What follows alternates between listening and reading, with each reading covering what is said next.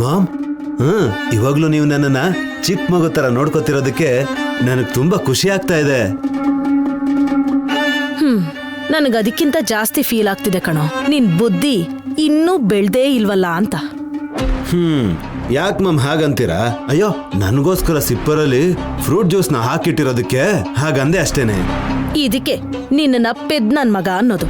ನಾನ್ ಸಿಪ್ಪರಲ್ಲಿ juice ಹಾಕಿರೋದು ನಿನಗಲ್ಲ ಕಣೋ, ಗಾಯತ್ರಿ ಪುಟ್ಟಿಗೋಸ್ಕರ. ಆಹಾ, ಅಯ್ಯೋ, ಇಷ್ಟು ವರ್ಷಗಳಾದ್ಮೇಲೆ ನಿಮ್ಮಲ್ಲಿ ತಾಯಿ ಪ್ರೀತಿ ನೋಡ್ತಿದ್ದೀನಿ ಮಾಮ್.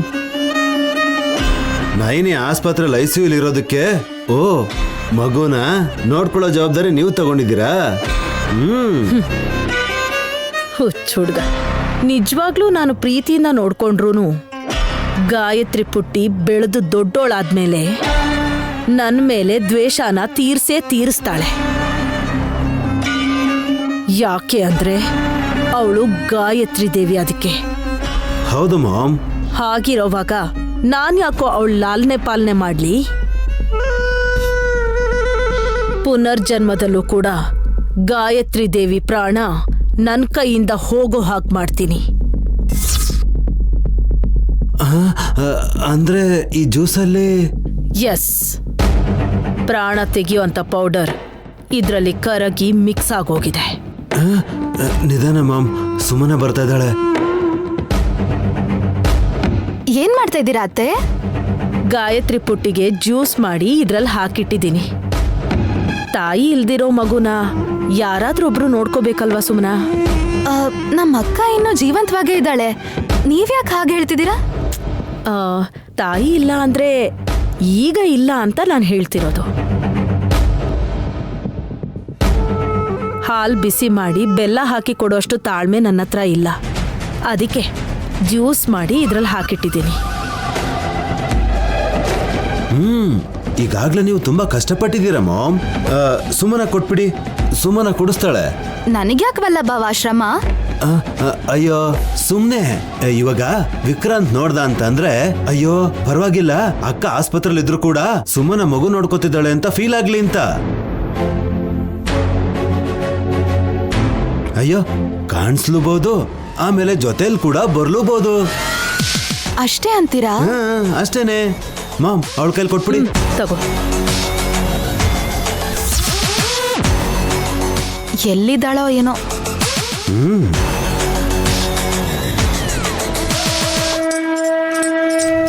ಯಮಲೋಕದ ಸಾರ್ವಭೌಮನು ಯಮಧರ್ಮನು.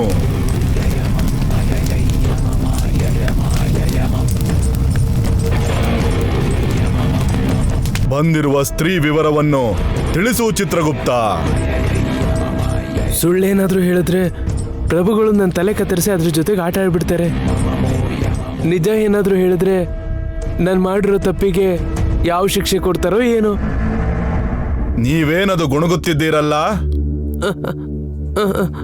ಹಾಗೇನಿಲ್ಲ ಪ್ರಭು. ನಾನು ಎಲ್ಲಿಗೆ ಬಂದಿದ್ದೀನಿ? ಯಮಲೋಕಕ್ಕೆ ಬಂದು ನಿಂತು ಎಲ್ಲಿದ್ದೀನಿ ಅಂತ ಕೇಳ್ತಿದ್ಯಾ ಬಾಲೆ?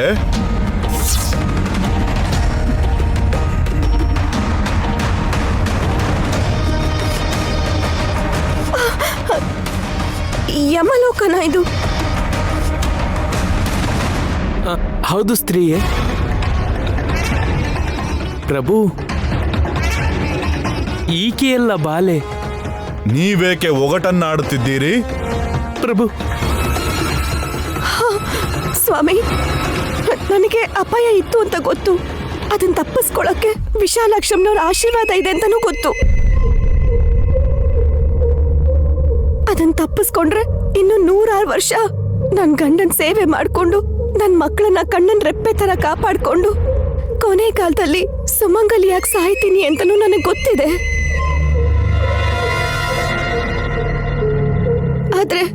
ಆದ್ರೆ ಹೀಗೆ ಮಧ್ಯಂತರದಲ್ಲೇ ಪ್ರಾಣ ಅನ್ಬಿಟ್ಟು ನನ್ ಮನೆಯವ್ರಿಗೆ ಅನ್ಯಾಯ ಮಾಡಬಾರ್ದು ಅಲ್ವಾ? ನಿನಗಿನ್ನೂ ಮದುವೆ ಅನ್ನೋದೇ ಆಗಿಲ್ಲ. ಮಕ್ಕಳು ಮರಿ ಅಂದ್ರೆ ಹೇಗ್ ಸಾಧ್ಯ? ಗಂಡ ಇದಾನೆ ಅಂತ ಸುಳ್ಳು ಯಾಕೆ ಹೇಳ್ತಾ ಇದೀಯಾ? ಇದೇನ್ ಸ್ವಾಮಿ, ನಮ್ಮೆಲ್ಲರ ಜಾತಕನೂ ನಿಮ್ ಹತ್ರನೇ ಇರುತ್ತೆ.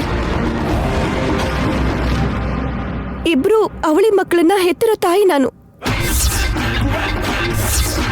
ನನಗ್ ಮದ್ವೆನೇ ಆಗಿಲ್ಲ ಅನ್ನೋ ಹಾಗೆ ನನಗ್ ಹಿಂಸೆ ಆಗೋ ತರ ಯಾಕೆ ಮಾತಾಡ್ತಾ ಇದ್ದೀರಾ? ಯಮಧರ್ಮ ಮುಚ್ಚು ಬಾಯಿ. ಪ್ರಭು ಪ್ರಭು ಕೋಪ ಮಾಡ್ಕೋಬೇಡಿ, ನಾನು ಹೇಳ್ತಿರೋದು ನಿಜಾನೇ. ನಿಮ್ ಹತ್ರ ಸುಳ್ಳು ಹೇಳೋಂತ ಅವಶ್ಯಕತೆ ನನಗೇನಿದೆ? ನನ್ನ ತಾತ ಶಂಕರ ಶಾಸ್ತ್ರಿಗಳು ನಾನು ಸಂಪೂರ್ಣ ಆಯಸ್ಸಿದ್ದು ಸುಮಂಗಲಿಯಾಗಿ ಹೋಗ್ತೀನಿ ಅಂತ ಹೇಳಿದ್ದಾರೆ. ಅವ್ರು ಯಾವತ್ತೂ ತಪ್ಪು ಜಾತಕನ ಬರ್ದೇ ಇಲ್ಲ. ಅಂಥದ್ರಲ್ಲಿ ನಾನು ನನ್ನ ಪ್ರಾಣನ ಹೇಗೆ ಕಳ್ಕೊಳ್ತೀನಿ? ಅದು ಅಲ್ಲದೆ ಅಮ್ಮನವ್ರ ಸೇವೆ ಮಾಡ್ಕೊಂಡಿರೋ ನಾನು ಕೈಲಾಸದಲ್ಲಿ ವಾಸವಾಗಿರೋ ಅವಳಲ್ಲೇ ಐಕ್ಯವಾಗ್ತೀನಿ ಹೊರತು ಇಲ್ಲಿಗೆ ಹೇಗೆ ಬರ್ತೀನಿ? ನೀನು ಪಾಪಗಳನ್ನ ಮಾಡಿಲ್ವಾ? ಇಷ್ಟು ಸುಳ್ಳುಗಳನ್ನ ಹೇಳ್ತಾ ಇರೋದೇ ಒಂದು ದೊಡ್ಡ ಪಾಪ ಬಾಲೆ. ನಿನಗೆ ಯಾವ ಶಿಕ್ಷೆ ಕೊಟ್ರು ಕಡಿಮೆನೆ. ಯಾರಲ್ಲಿ? ಪ್ರಭು ಪ್ರಭು ಶರಣು ಮಹಾಪ್ರಭು ಶರಣು. ನಿಮ್ಮ ಪಾದ ಪದ್ಮಗಳನ್ನ ಮುಟ್ಟಿ ಹೇಳ್ದಲ್ಲೇ ಇರುವಂತ ಒಂದು ವಿಷಯವನ್ನ ಹೇಳ್ಬೇಕು ಪ್ರಭು. ಏನದು? ನೀವು ನನ್ನನ್ನು ಕ್ಷಮಿಸಿದ್ದೀರಾ ಅಂತ ಹೇಳಿ ನನ್ನ ಪ್ರಾಣ ತೆಗಿಯಲ್ಲ ಅಂತ ನನಗೆ ಭಾಷೆ ಕೊಡಬೇಕು ಸ್ವಾಮಿ. ಹಾಗೆ ಆಗ್ಲಿ. ವಿಷಯ ಏನು? ಪ್ರಭು, ಈ ಪುಣ್ಯವತಿ ಹೇಳ್ತಿರೋ ಎಲ್ಲ ಮಾತುಗಳು ಸತ್ಯ. ಈಕೆಗೆ ಮದ್ವೆನೂ ಆಗಿದೆ, ಇಬ್ಬರು ಹೆಣ್ಮಕ್ಳು ಕೂಡ ಇದ್ದಾರೆ. ಹೌದಾ? ನಾನೇ ತಪ್ಪು ತಿಳಿದಿದ್ದೀನಾ? ಸಾಧ್ಯನೇ ಇಲ್ಲ. ನನ್ನ ಈ ಯಮಪಾಶ ಖಚಿತವಾಗಿ ತ್ರಿನೇತ್ರಿ ಅನ್ನೋ ಬಾಲಿಯ ಪ್ರಾಣವನ್ನೇ ತಗೊಂಡ್ಬಂದಿದೆ.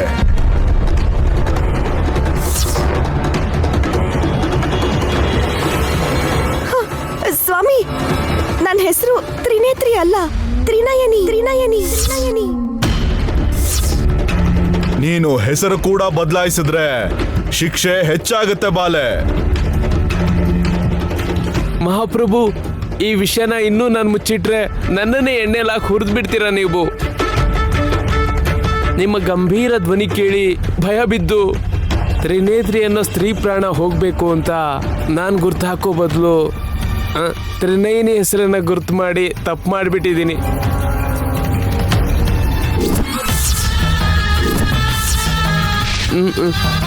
ನೀವು ಹೇಳಿದ ಆ ಬಾಲೆ ಸತ್ತಿಲ್ಲ ಇನ್ನು.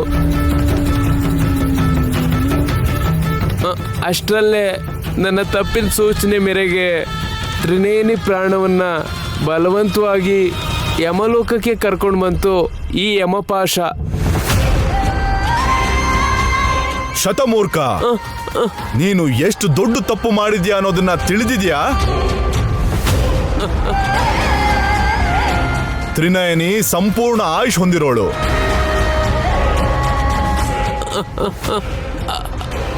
ಹೌದು ಪ್ರಭು. ಪಾಪನ ಲೆಕ್ಕ ಹಾಕೋ ನೀನೇ ಘೋರ ಪಾಪ ಮಾಡಿದೀಯ. ನಿನ್ನ ಕ್ಷಮಿಸೋದಿಲ್ಲ. ಪ್ರಭು ಪ್ರಭು ಪ್ರಭು ಕ್ಷಮಿಸ್ತೀನಿ ಅಂತ ನನಗೆ ಮರಣ ಶಿಕ್ಷೆ ವಿಧಿಸಲ್ಲ ಅಂತ ಮಾತು ಕೊಟ್ಟಿದ್ದೀರಿ, ಮರಿಬೇಡಿ ಪ್ರಭು. ತಪ್ಪು ತಿದ್ಕೊಳ್ಳೋ ಅಂತ ಅವಕಾಶನ ಮಾಡಿಕೊಡಿ ಪ್ರಭು. ನನ್ನ ತಲೆನ ನಿಮ್ಮ ಪಾದ ಕಮಲಗಳಿಗೆ ಅರ್ಪಿಸಿ ಬೇಡ್ಕೊಳ್ತಿದ್ದೀನಿ ಪ್ರಭು. ಏನಣ್ಣ ನೀನ್ ಮಾಡಿರೋಂತ ಹುಚ್ಚ ಕೆಲಸ? ಯಾರ್ದೋ ಪ್ರಾಣನ್ ತೆಗಿಯಕ್ ಹೋಗಿ ನನ್ ಪ್ರಾಣನ್ ತೆಗೆದು ಇಲ್ಲಿವರೆಗೂ ಕರ್ಕೊಂಬಂದು ನನ್ ಶಿಕ್ಷೆ ಕೊಡ್ತೀಯಾ? ಇದೇನಾ ನೀವ್ ಮಾಡೋ ನ್ಯಾಯ? ಜೊತೆಗೆ ಇದ್ ಸಾಲ್ದು ಅಂತ ಯಮಧರ್ಮರಾಜ ಅನ್ನೋ ಹೆಸರು. ಹೆಸರಲ್ಲಿ ಮಾತ್ರನಾ ಇಲ್ಲಿ ಧರ್ಮ ಇರೋದು? ಯಮಧರ್ಮ. ನೀವ್ ಕಿರ್ಚಾಡಿದ್ರು ಇಲ್ಲಿ ಯಾರು ಹೆದರ್ಕೊಳ್ಳೋದಿಲ್ಲ. ಯಾಕಂದ್ರೆ ನಿಮ್ ಚಿತ್ರಗುಪ್ತರೇ ತಪ್ಪು ಮಾಡಿದ್ದಾರೆ. ಯಾರನ್ನೋ ಇಲ್ಲಿ ಕರ್ಕೊಂಡ್ ಬರದ್ ಬಿಟ್ಟು ನನ್ನನ್ ಕರ್ಕೊಂಡ್ ಬಂದು ನನ್ ಗಂಡನ್ಗೆ, ನನ್ ಮಕ್ಕಳಿಗೆ, ನನ್ ಕುಟುಂಬಕ್ಕೆ ಅನ್ಯಾಯ ಮಾಡಿದ್ದಾರೆ ಅಂತ ದೇವಾನು ದೇವತೆಗಳ ಹತ್ರ ನ್ಯಾಯ ಕೊಡ್ಸಿ ಅಂತ ಕೇಳ್ಕೋತೀನಿ. ಬರೋದಕ್ಕೆ ಹೇಳಿ. ಯಾರನ್ನ ಮಾತೆ? ಮುಕ್ಕೋಟಿ ದೇವತೆಗಳಲ್ಲಿ ಇಲ್ಲಿ ಯಾರೇ ಬಂದ್ರೂ ಸರಿ, ನ್ಯಾಯ ನನ್ ಪರವಾಗಿರೋದ್ರಿಂದ ಶಿಕ್ಷೆ ನಿಮಗೆ ಆಗದು.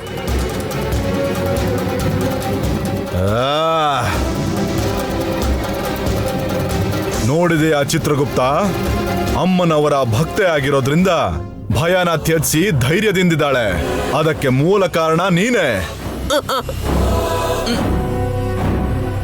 ಈಗ ಏನ್ ಮಾಡೋಣ ಹೇಳಿ ಪ್ರಭು? ಏನ್ ಮಾಡ್ತೀರಾ? ನನ್ ಪ್ರಾಣನ ಮತ್ತೆ ನನ್ನ ದೇಹಕ್ಕೆ ಸೇರಿಸ್ಬಿಡಿ. ನನ್ನ ಮನೆಗೆ ಹೋಗ್ಬೇಕು. ಆವೇಶ ಪಡಬೇಡ ಬಾಲೆ. ನಿನಗೆ ಅಪಘಾತವಾಗಿ ನಿನ್ನ ದೇಹ ಸರಿ ಹೋಗೋದಕ್ಕೆ 3 ತಿಂಗಳು ಬೇಕಾಗಬಹುದು.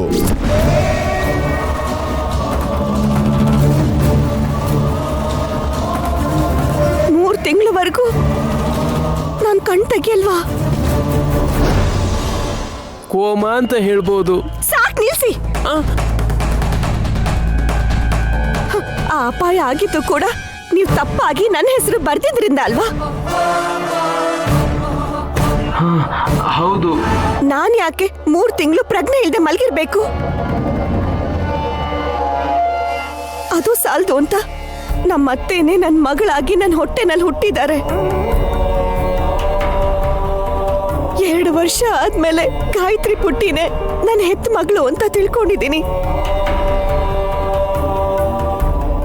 ನಮ್ ತಿಲೋತ್ತಮ ಅತ್ತೆ ಅವ್ರ ಪ್ರಾಣ ನನ್ನ ಮಗಳ ಕೈಯಿಂದನೇ ಹೋಗುತ್ತೇನೋ ಭಯದಿಂದ ಗಾಯತ್ರಿ ಪ್ರಾಣಕ್ಕೆ ಅಪಾಯ ಮಾಡ್ಬೇಕು ಅಂತ ನೋಡ್ತಿದ್ದಾರೆ.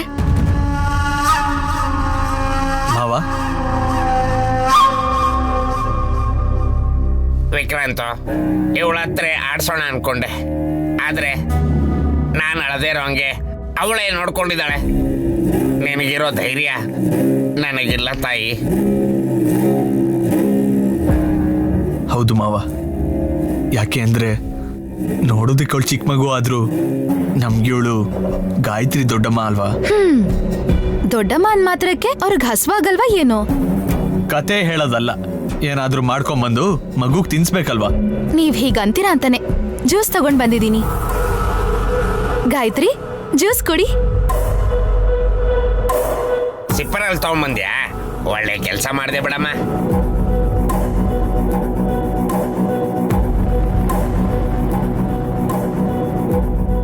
ಎಷ್ಟೇ ಆದ್ರೂ ಸುಮನನ್ಗೆ ಅವಳಕ್ಕ ಅಂದ್ರೆ ಪ್ರೀತಿ. ಚಿಟಪಟ ಅಂತ ಮಾತಾಡ್ತಾಳೆ ಹೊರತು ಜೊತೆಲಿಟ್ಟಿರೋ ಅಕ್ಕಂಗೆ ಕಷ್ಟ ಅಂತ ಬಂದಾಗ ಅಯ್ಯೋ ಮನೇಲಿದ್ದು ಮಕ್ಳು ನೋಡ್ಕೊಳಲ್ವಾ ಮಾಮ್? ನೀವ್ ಅರ್ಥ ಮಾಡ್ಕೊಂಡ ಹಾಗೆ ನನ್ ಗಂಡ ಅರ್ಥ ಮಾಡ್ಕೊಂಡ್ರೆ ಚೆನ್ನಾಗಿರ್ತಿತ್ತು ಬಾವಾ. ಚಿಕ್ಕ ಚಿಕ್ಕ ವಿಷಯಕ್ಕೆ ನಿನಗೆ ಹೊಗಳಿದ್ರೆ ನೀನ್ ತಲೆ ಮೇಲೆ ಕೂರ್ತೀಯೇ. ಏಯ್ ಸುಮ್ನಿರೋ.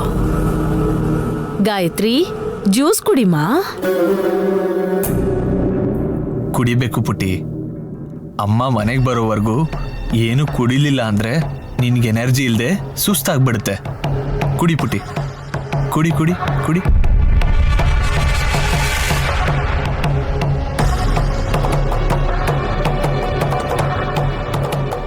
ನನ್ನ ಮಕ್ಕಳನ್ನ ನನ್ನ ಗಂಡನ್ನ ಕಾಪಾಡ್ಕೋಬೇಕು ಅಂದ್ರೆ ನಾನು ಆದಷ್ಟು ಬೇಗ ಮನೆಗೆ ಹೋಗ್ಬೇಕು. ಅದು ಹೇಗೆ ಸಾಧ್ಯ? ಸಾಧ್ಯ ಆಗ್ಬೇಕು. ನಿಮ್ ತಪ್ಪನ್ನ ಈ ವಿಧವಾಗಿ ಸರಿ ಮಾಡ್ಕೋಬೇಕು. ನಿಧಾನಿಸು ಬಾಲೆ, ಶಾಂತವಾಗಿ ಕೇಳು. ವಿಧಿಲಿಖಿತ ಬದಲಾಯಿಸಕ್ಕಾಗಲ್ಲ. ಮತ್ತೆ ಮತ್ತೆ ನನ್ನನ್ನು ಯಾಕೆ ಬಲಿ ತಗೊಂಡ್ರಿ ನೀವು? ಪೂರ್ತಿಯಾಗಿ ಕೇಳು ಬಾಲೆ.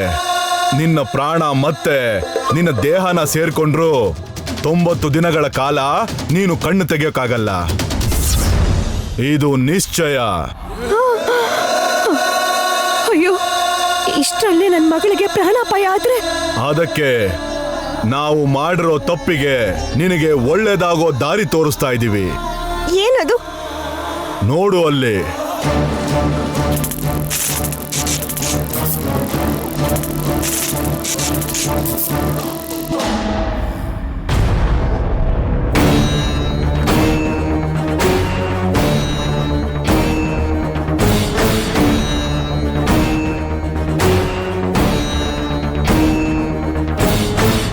ಅಚ್ಚು ಅಚ್ಚು ನಂತರನೇ ಇದ್ದಾಳೆ ಇವಳು. ನಿನ್ನ ಮುನ್ಸೂಚನೆಯಲ್ಲಿ ಕಂಡಿದ್ದು ಕೂಡ ಇವಳೇ. ಅಂದ್ರೆ ಅಪಾಯ ತ್ರಿನೇತ್ರಿಗಿದ್ರೆ ನನಗೆ ಅಂತ ಭಯ ಪಟ್ನಾ? ಹೌದು ಮಾತೆ. ತ್ರಿನೇತ್ರಿ ಕೂಡ ನಿಮ್ಮ ಹಾಗೆ ಅಮ್ಮನವ್ರ ಭಕ್ತೆ. ಆದ್ರೆ ಆಕೆ ಪ್ರಾಣ ಹೋಗೋದ್ರಲ್ಲಿದೆ. ಅಯ್ಯಯ್ಯೋ, ಹೋಗಿ ಹೋಗಿ ಕಾಪಾಡ್ಬೇಕಲ್ವಾ? ಅದು ವಿಧಿಲಿಖಿತ. ತ್ರಿನೇತ್ರಿಯ ಪ್ರಾಣ ಅಮ್ಮನವರಲ್ಲಿ ಐಕ್ಯ ಆಗ್ಬೇಕು ಅಂತ ಬ್ರಹ್ಮ ಬರ್ದಿದ್ದಾನೆ. ಅವಳ ಪ್ರಾಣ ಹೋದ್ಮೇಲೆ ಅವಳ ದೇಹದಲ್ಲಿ ನಿನ್ನ ಆತ್ಮ ಹೋಗಿ ನಿನ್ನ ಮನೆಯವ್ರನ್ನ ನೀನು ಸೇರ್ಬಹುದು. ಮತ್ತೆ ನನ್ನ ದೇಹ ಅಲ್ಲಿದೆಯಲ್ವಾ? ಅದು ಹೌದು. ನಮ್ಮ ತಪ್ಪಿಗೆ ನಿನ್ನ ಸಹಾಯಕ್ಕೆ ನಿಮ್ ಮನೆಯವ್ರನ್ನ ಕಾಪಾಡೋ ಅಂತ ಮಾರ್ಗನ ತೋರಿಸ್ತಾ ಇದ್ದೀವಿ. ಇಲ್ಲ ಅಂದ್ರೆ ಅದೇ ಸ್ಥಿತಿಲಿ 3 ತಿಂಗಳು ಕೋಮಾದಲ್ಲೇ ಇರಬೇಕು.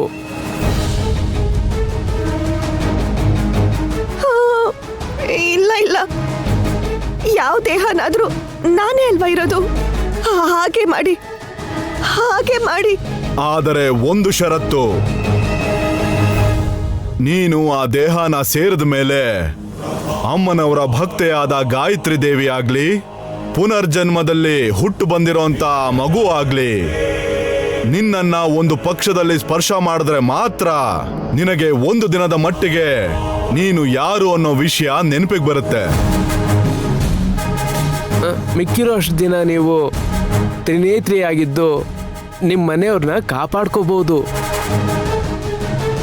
ಹಾಗ ಈ ರಹಸ್ಯನ ಯಾರಿಗಾದ್ರೂ ಹೇಳಿದ್ರೆ 3 ತಿಂಗಳ ಗಡಿ ನೀನೀಗ ಸೇರೋಂತ ದೇಹದಿಂದನೂ ಆಚೆ ಬಂದ್ಬಿಡ್ತೀಯ.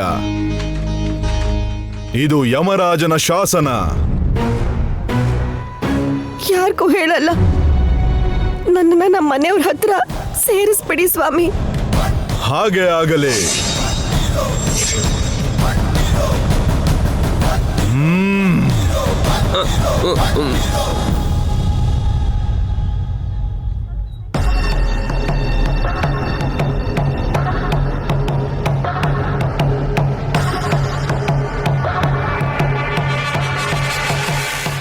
ಬೇಡ ಅಂತಿದ್ದಾಳ? ಚೆನ್ನಾಗಿಲ್ವಾ ಏನ್ ಪುಟ್ಟಿ? ಏಯ್, ಯಾಕೆ ಚೆನ್ನಾಗಿರಲ್ಲ? ಸಿಪ್ಪರಲ್ಲಿ ಜ್ಯೂಸ್ ಖಾಲಿ ಆಗಿರ್ಬೇಕೇನೋ. ಪಾಪು ಹೇಳಿದ್ರೆ ಅದು ಬರ್ತಾ ಇಲ್ಲ ಅನ್ಸತ್ತೆ. ಅಯ್ಯೋ, ಅದಕ್ಕೆ ಯಾಕೆ ತಲೆ ಕೆಡ್ಸ್ಕೊತೀರಮ್ಮವ? ಏ ವಿಕ್ರಾಂತ್, ಕೊಡ ಇಲ್ಲಿ. ಬ್ರೋ, ಇಲ್ಲಿ ನೋಡು, ಈ ತರ ತಗೊಂಡು ಗಟ್ಟಿಯಾಗಿ ಒಂದ್ಸಲ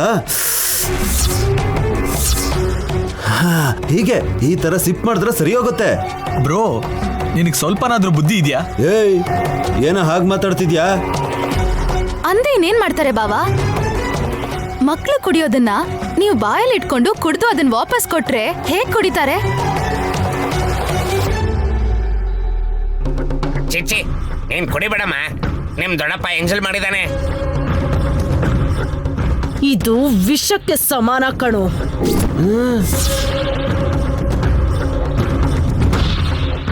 ಅಯ್ಯಯ್ಯೋ, ನಿಜಾನೇ ಅಲ್ವಾ? ಇದ್ರಲ್ಲಿ ಮಾಮ್ ವಿಷ ಹಾಕಿದ್ದಾರೆ ಅನ್ನೋದನ್ನ ಮರ್ತು ಹೋಗಿ ನಾನೇ ಕುಡಿದ್ಬಿಟ್ನಲ್ಲ. ವಿಷ ಕುಡ್ದಿದ್ದೀನಿ, ಖಂಡಿತ ಸತ್ತೋಗ್ತೀನಿ. ಇವಾಗ ಏನ್ ಮಾಡೋದು? ಅಯ್ಯೋ ಮಾಮ್, ಒಲವಾ, ಅಯ್ಯೋ, ಏನಾಯ್ತು ಬ್ರೋ, ಒಲವಾ? ಬ್ರೋ, ಬ್ರೋ, ಏನಾಯ್ತು? ಒಲವಾ? ಮಗು ಕುಡ್ದಿತ್ತಲ್ವಾ? ಆಮೇಲೆ ಅದೇ ಸಿಪ್ಪರಲ್ಲಿ ಬಾವನೂ ಅದನ್ನ ಕುಡಿದ್ರು. ವಾಕರ್ಕೆ ಬಂತೇನೋ. ಯೂಸ್ಲೆಸ್ ಫೆಲೋ ಅವನು. ಅಮಾಯಕ ಅನ್ಬೇಕೋ, ಬುದ್ಧಿ ಇಲ್ದಿರೋ ಅನ್ಬೇಕೋ, ಏನ್ ಅನ್ಬೇಕು ಅಂತ ಗೊತ್ತಾಗ್ತಾ ಇಲ್ಲ ಅಕ್ಕ. ಬಂಗಾರದಂತ ಚಾನ್ಸ್ ಅನ್ನ ಹಾಳು ಮಾಡ್ಬಿಟ್ಟ ರಾಸ್ಕಲ್. ಮಾವ, ಆ ಜ್ಯೂಸ್ ನಮ್ಮ ಮಗು ಕೊಡ್ಬೇಡಿ. ಇವಳಿಗೆ ಹಾಲು ಕೊಡ್ಸಿ. ಓಕೆ ವಿಕ್ರಾಂತ್, ಬಾ ಪುಟ. ಆಟ ಆಡ್ತಾ ಇರು ಪುಟ್ಟಿ. ನನ್ ಕೈಲಿ ಎಲ್ಲಾ ಕೆಲ್ಸನೂ ಮಾಡಕ್ಕಾಗಲ್ಲ. ನಾನೇ ಮಾಡ್ಕೊಡ್ತೀನಿ ಬಿಡಮ್ಮ. ಪುಟ್ಟಿ, ಬಾ ಹೋಗೋಣ. ನಾನು ಬಂಗಾರ ಕೂಸು.